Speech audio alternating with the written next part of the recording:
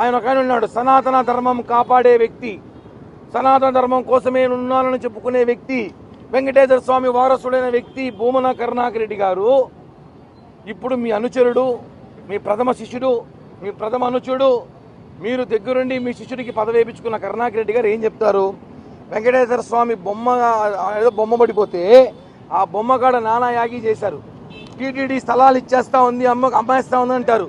ఈరోజు టీటీడీ స్థలంలో మీ వాడు మద్యం దాగి ఫుల్గా నిద్రపోతా ఉంటే డ్యాన్సులు వేసి తాగి కక్కి ఇప్పుడు మీరు ఏం చర్యలు తీసుకుంటారు?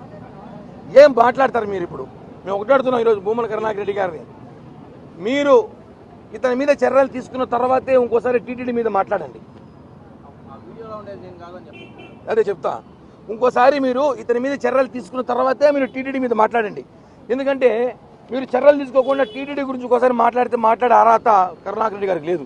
ఆయన ఇష్టం వచ్చినట్టు ప్రేమగా ఇచ్చిన పదవి గల వ్యక్తి శ్రీదేవి కాంప్లెక్స్ నడి రోడ్డు మీద భక్తులు తిరుగుతుంటారు, మహిళలు వస్తుంటారు, పోతూ ఉంటారు, తప్పదాగి వాంతి చేసుకొని కక్కేసి మరీ కక్కి మళ్ళీ దాగి ఆడ పడుకొని నిద్రపోయినాడంటే ఎంత గెలీజుగాడో ఈడు. ఇలాంటి వాడికి పదవి వేయించినావు. కాబట్టి చర్యలు తీసుకున్న తర్వాత మీరు ఇంకోసారి ప్రెస్ మీట్ పెట్టి టీటీడీ గురించి మాట్లాడితే బాగుండని చెప్పి తెలియజేస్తున్నాం.